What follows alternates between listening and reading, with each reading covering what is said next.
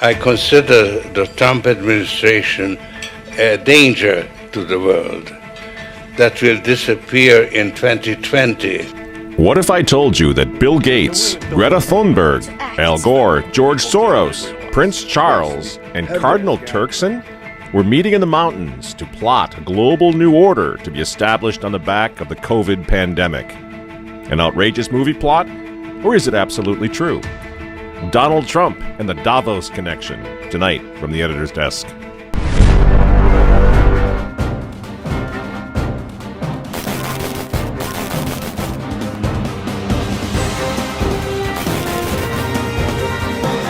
Hello again, ladies and gentlemen. Michael Matt coming to you once again from the offices of the Remnant newspaper. Here's something you're not apt to hear on mainstream media. Of the 18 million people in the world who've been infected with the coronavirus, 10.6 million have recovered. This is according to the latest figures from Johns Hopkins University.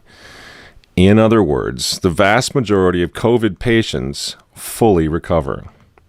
As this doesn't even factor in the millions who've contracted it, recovered, and didn't even know they had it. Friends, we need to have a talk. I mean, let's be really clear right from the outset. COVID-19 is not a hoax, okay?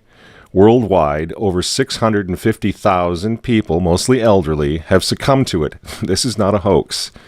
Even with skewed death reporting, which we know is going on all over the place, this is a very serious virus.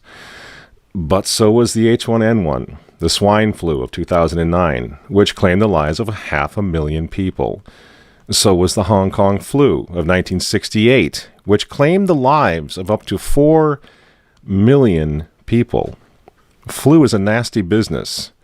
Now, do you remember these previous epidemics, pandemics? Probably not. Why? Because the media didn't freak us out over those. The country wasn't shut down. Healthy people were not quarantined. Schools weren't closed. Church services weren't canceled. Why not? Because COVID is a thoroughly politicized virus. And we're getting conflicting recommendations from the experts that get just a little more absurd every week.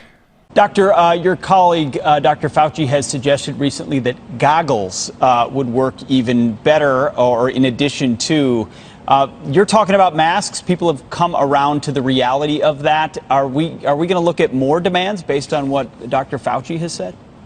Well, I've seen really great face shields, and I've seen them around the country. You know, I've been out to 14 states. The administration sent me out, and I've gotten to see a lot of exciting face masks out there, and face masks that come from the bottom up. And I think that's really, the American people are innovative. Those are actually pretty easy and straightforward to make. Many universities and those who have printers are making face shields now. So these 3D printers can really increase that production, and I think others are making them, and they can be decorated. So, Dr. Well, no one's really interested in decorations. I want to know whether face shields or goggles is something we're going to hear next. I mean, this isn't even funny.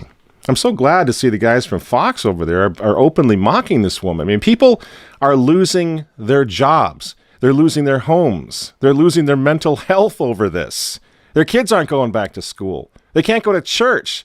And this delusional woman with the scarves thinks that we're going to get a kick out of decorating our face shields? This is day 170, I think, of the 15 days to slow the spread, Dr. Birx. Do you have any idea of what the hell you're talking about? Because it changes all the time. No wonder nobody takes these people seriously anymore. And so here's the thing, friends. We need to get very serious about it. We need to have a serious conversation about it. Here at The Remnant, we've been saying since March, since the outset of this thing, that it's not the virus that we're questioning. I don't want to get the virus. I know you don't. I know some of you have lost loved ones or friends or whatever from the virus. I've known quite a few folks now who've gotten it. I don't know anyone who died. Everyone who I know, thanks be to God, has recovered. But it was never the virus that's the problem. It's the political exploitation of the pandemic, the COVID pandemic, that really, really must give all of us now serious cause for concern about the future. They're not playing games here. This isn't going anywhere. This isn't going away. And don't take my word for it. I wouldn't expect you to do that anyway. Let's talk about Davos, Switzerland. Here's where the leaders of the world are admitting exactly what I'm saying, that this is a Trojan horse. Now, in Davos, they call it the Great Reset, and it's scheduled now to kick off in January 2021.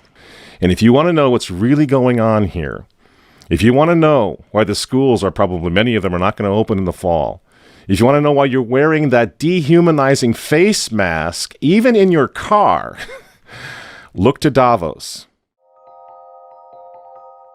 Now is the historical moment, the time, not only to fight severe virus, but to shape the system. We have a unique but rapidly shrinking window of opportunity to learn lessons and reset ourselves on a more sustainable path. What is it that would make it so that history would look at this crisis as the great opportunity for reset?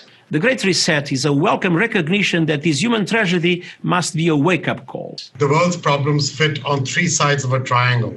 It's one versus many, man versus nature, and the unfortunate foundation is long-term versus short-term. Any recovery stimulus should have green conditions attached to it. We have to change our economy dramatically in the next 20 or 30 years, and the next 10 years is absolutely decisive. The recovery has to be greener than any of the previous recoveries. And then we need to couple that with new initiatives to equip more people with the digital skills they'll need. We have to live up to the expectations which we have created, and we will do so. On June 2nd, 2020, just a couple months ago, the founder now of the World Economic Forum in Davos, Klaus Schwab, wrote an article on their website in which he just comes right out with it. He says that COVID pandemic represents a, quote, rare but narrow window of opportunity to reflect, reimagine, and reset our world, end quote. Those aren't my words. Those are his words. The world must act jointly and swiftly, says Mr. Schwab, to, quote, revamp all aspects of our societies and economies, from education to social contracts and working conditions. Every country, from the United States to China, must participate, and every industry, from oil and gas to tech, must be transformed, end quote. And Mr. Schwab comes right out and admits that he can't do this without, you guessed it, Bill Gates. We are particularly committed to this initiative since the Forum has been at the origin in its annual meeting in Davos of the Global Fund, Gavi and CEPI, together with the Gates Foundation and other founders of those crucial organizations, particularly today. And they're all there. All the movers and shakers of the world are in Davos at one time or another. Even Prince Charles, the insufferable Prince of Wales, got into the act in Davos in January. Unless we take the action necessary and we build again in a greener and more sustainable and more inclusive way, then we will end up having more and more pandemics and more disasters from ever accelerating global warming and climate change. So this is the one moment, as you've all been saying, when we have to make as much progress as we can. And of course, Antonio Guterres, the former Prime Minister of Portugal, who's also a Catholic and is now serving as the Secretary General of the United Nations, he's in Davos chiming in as well. A microscopic virus has closed down entire countries and economies. The Great Reset is a welcome recognition that this human tragedy must be a wake-up call. As you rightly say, it is imperative that we reimagine, rebuild, redesign, reinvigorate, and rebalance our world. Friends, the full picture should begin to emerge now, and I'm just giving you a sample. I mean, everyone has spoken here. Everyone who is anyone in the globalist community has gone to Davos, has delivered speeches. They come together, they network, they plan our future. This transformation essentially means that the whole way that we do business, that we live, and that we have grown accustomed to in the industrial age, will have to be changed. We will have to leave that behind us in the next 30 years to go. This COVID thing is their golden opportunity, and they certainly don't want Trump or anyone else to fix the problem, certainly not prematurely. And this is what the war on hydroxychloroquine is all about. I mean, think about this. Why? You mention hydroxychloroquine and you get taken off Facebook? You get taken down from YouTube? Why? This thing's been going for 60 years. People use it all the time. Well, if you use it, you might have a heart attack, so we got to condemn that. Why are they doing this? This is a therapeutic that works for a lot of people. Doctors all over the place are using it right now, but they don't want it. Why? Why? Because it's not a vaccine. Because it might fix the problem. This is why those frontline doctors in the white coats, that's why they were banned from social media. Many of them are now losing their jobs. They were frontline heroes. And all they did wrong was come out and talk about fixing the thing now. Not waiting 18 months. You're not waiting for a vaccine. But how they're fixing and healing people right now. Doesn't that make you just a little suspicious? Because, see, the problem is these frontline doctors in the white coats, if they're right, and COVID can be cured without 7 billion doses of Bill Gates' vaccine, well, the Great Reset that they keep talking about in Davos, Switzerland, the Great Reset will be dead on arrival. And all of us will go back to life as we knew it. This is why the 2021 Davos Summit now, 2021, it's coming right up after Christmas, the Davos Summit. And the Great Reset, they need President Joe the Catholic Biden to hand us, the United States, over to them if he wins this election. This is why they're trying so hard to take Donald Trump down. Biden is not a serious candidate. We can all agree on that, right? He's not serious. The poor fellow. He's in his dotage now. So what are they doing? They don't want a serious candidate. I'm not talking about on the right. I'm talking about on the left. They don't want someone who's going to be serious. Everyone with a pulse knows Joe Biden can't do this job. What's he doing there then? In my opinion, he's the personified monument to the U.S. presidency that the mob will tear down in January. They need to reset everything, including the politics of the United States, the governance of the United States. Besides that, old Joe the Catholic Biden has always been a New World Order guy. The affirmative task we have now is to actually create a new world order. And of course, friends, we hear a lot about the Green New Deal and all of that, right? We hear Francis with his Laudato Si encyclical and all of that. They're all working together, aren't they? The Davos 2021 Summit works closely with something called Climate Reality Project. And guess who runs that? The respected trustee of the World Economic Forum, Albert Gore. This crisis, the climate crisis, is way worse than people generally realize. Way worse. It is getting worse still way faster than people realize. The burden to act that is on the shoulders of the generation of people alive today is a challenge to our moral imagination. But this is Thermopylae. This is Agincourt. This is the Battle of the Bulge. This is Dunkirk. This is 9/11. We have to rise to this occasion. I can't believe this guy is still knocking around. It's unbelievable. It's like a spoof, isn't it? It's Al again. I mean, and it's the same. And Davos brings them all in, all the ghouls from the globalist swamp. Our house is still on fire. Your inaction is fueling the flames by the hour. And we are telling you to act as if you loved your children above all else. And of course, drum roll please, Davos, Switzerland has its elder statesman, George Soros. George Soros's dinner at Davos is a bit of an institution at this event. He usually comes out with strong criticism of something that he feels is troubling for the state of the world. He didn't hold back either when talking about the US president, saying that he was describing him as a con man and ultimate narcissist. Even the fate of the world could be at stake in 2020 and the years to come as well, perhaps referencing there the upcoming, of course, election in the United States too.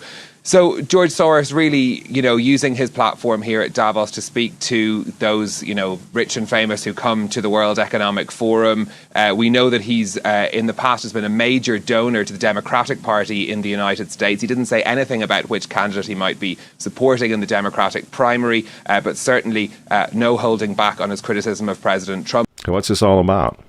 I think you know. I think we all sort of in our hearts, we kind of realize what's going on here. This is not about COVID anymore. This is about a reset of everything. And the United States of America is in the way right now of all of it. So they are destabilizing our entire country. The Great Reset, then, politically, economically, it wants to implement massive socialist programs and, of course, global climate change along the lines of the Green New Deal.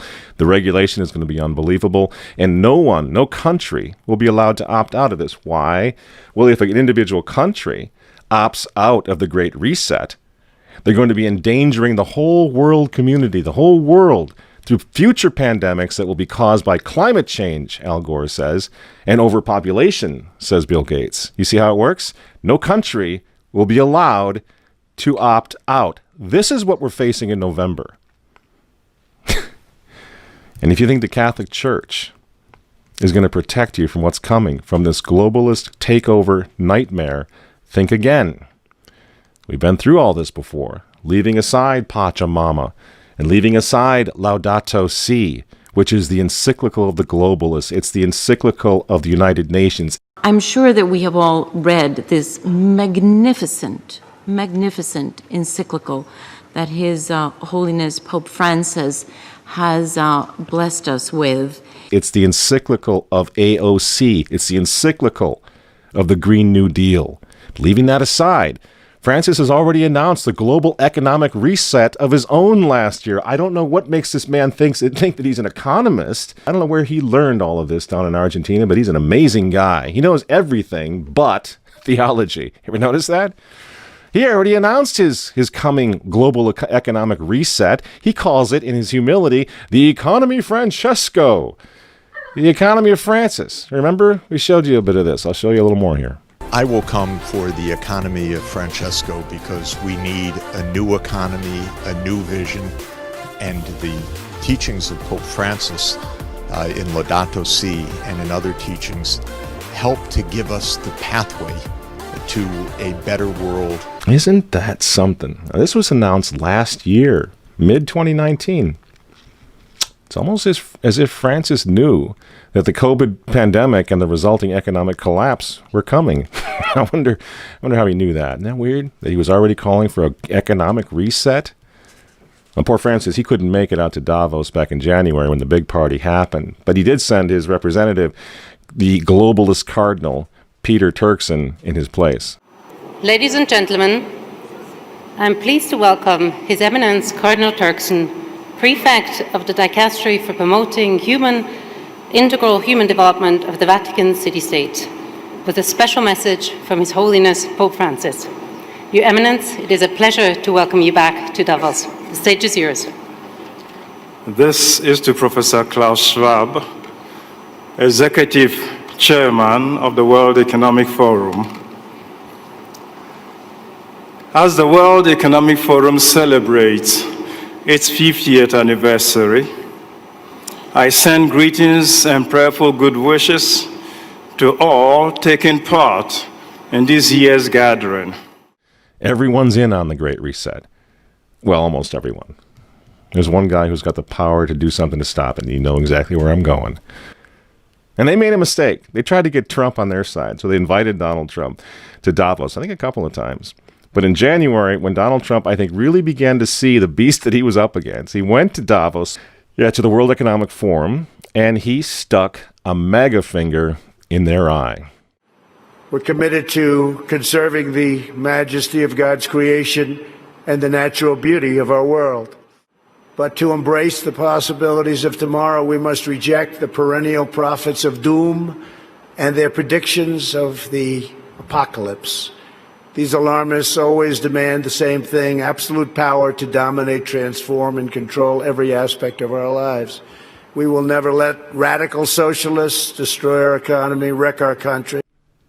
2 days after Donald Trump gave that speech, the 89-year-old leftist weirdo billionaire George Soros made an emergency intervention where, at Davos, once again, warning that the U.S. 2020 election will determine the, quote, fate of the whole world. Now, in the context of Davos, take a look at this one more time. This is a month after Donald Trump addressed Davos and stuck the MAGA finger in their face. Here's what Francis, the Vatican, and Jeffrey Sachs had to say in response. And it is a dangerous country right now. It will be absolutely dangerous if Trump wins re-election. Trump wins re-election. Trump wins re-election. Francis invited this guy to the Amazon Synod as an honored guest and advisor. He's also Bernie Sanders' advisor. What's he doing in the Vatican? Why is this guy who's a promoter for socialist, out and out socialist, Bernie Sanders, what's he doing advising the Pope? Why does he have entree to the Vatican, friends? Sachs supports abortion and contraception, but that's not a problem for the Vatican. For the Vatican, for Pope Francis, and for his friends at the UN, Donald Trump is the problem, obviously, friends. Clearly, I consider the Trump administration a danger to the world, but I regard it as a purely temporary phenomenon that will disappear in 2020. Do you get it? Do you see why there's so much hate for Trump? Because with all of his faults, again, he's the capitalist. He's not the globalist. He never will be one of them, which is why he pulled the United States out of the Paris Climate Agreement. Donald Trump pulled the United States out of the World Health Organization. That's Bill Gates and company. And now he's threatening to pull the United States out of the World Trade Organization. People say, yeah, well, Donald Trump got married twice. He's a bad guy. Really? He's right in the face of the demons on this, friends. Nobody ever said he was a saint. He's knocking the sacred cows of the United Nations down all over the world right now. The General Assembly routinely votes 185 against the United States on almost everything right now. And you remember, speaking of the United Nations, in November of 2019, again, right before COVID landed, Trump went to the UN on the floor of the General Assembly, and he declared war on globalism. Wise leaders always put the good of their own people and their own country first. The future does not belong to globalists. The future belongs to patriots. And shortly after the speech at the UN, Donald Trump delivered, what do you think happened? The coronavirus was unleashed on the world, and Trump's booming U.S. economy went on life support. Do you think that was an accident? So when they tell all of us to stay home, wear your mask so grandma doesn't get sick, please understand what's really going on here. They don't care about your grandmother. They don't care about old people, these people. They don't care about babies. They want them aborted so that they can save the common home. Abort babies, millions of them all over the world. They don't care about babies. They don't care about old people. In fact, if you want to save your grandma, tell the globalists to stay the hell away from her. You remember how some of them, like Cuomo and characters like this, were running COVID recovering patients through nursing homes? That's how much they care about grandma. And the name of the game now is to bring the United States economy to its knees, get it out of the way, so that everyone will want the Great Reset. Make the new normal so intolerably abnormal that even you and I, maybe, at some point in the near future, will be begging for the vaccines because we'll be driven crazy by that point.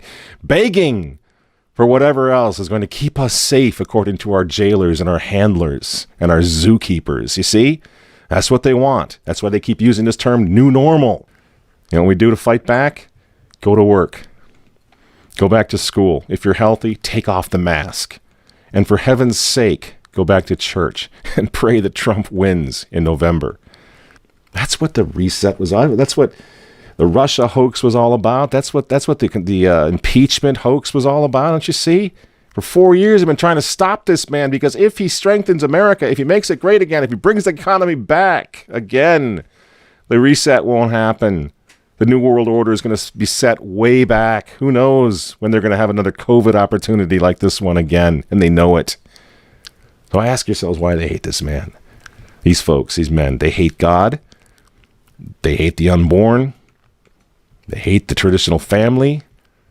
They hate you. And they hate Donald Trump, whose political opponents, by the way, right now are knocking statues of saints to the ground. They're beating up cops, and they're burning flags. You say you don't like Trump. I'm sorry, friends, but who cares? That doesn't really matter anymore. What you think of Trump's personality or his tweets. Look at the big picture. The choice is simple, friends. Stand with America right now, or fall with the New World Order in the not-so-distant future. There's no other choice.